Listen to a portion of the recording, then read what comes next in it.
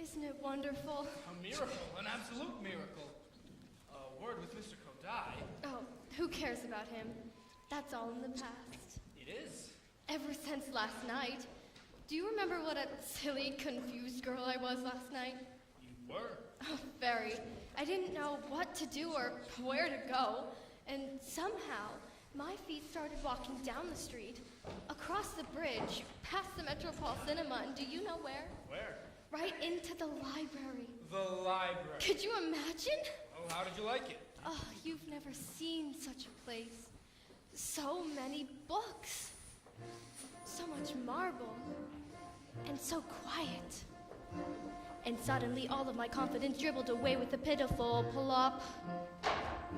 My head was beginning to swim and my forehead was covered with cold perspiration.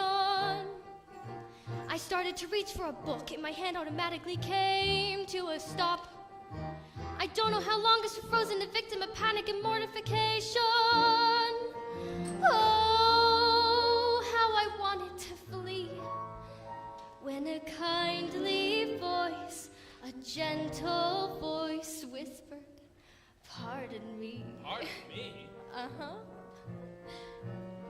And there was this dear, sweet, clearly respectable, thickly bespectacled man who stood by my side and quietly said to me, "Ma'am, don't mean to intrude, but I was just wondering, are you in need of some help?" I said no.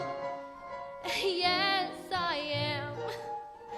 The next thing I know, I'm sipping hot chocolate and telling my troubles to Paul, whose tender brown eyes kept sending compassionate looks.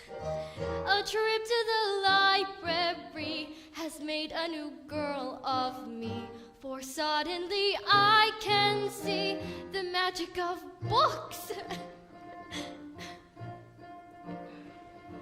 I have to admit, in the back of my mind, I was praying he wouldn't get fresh.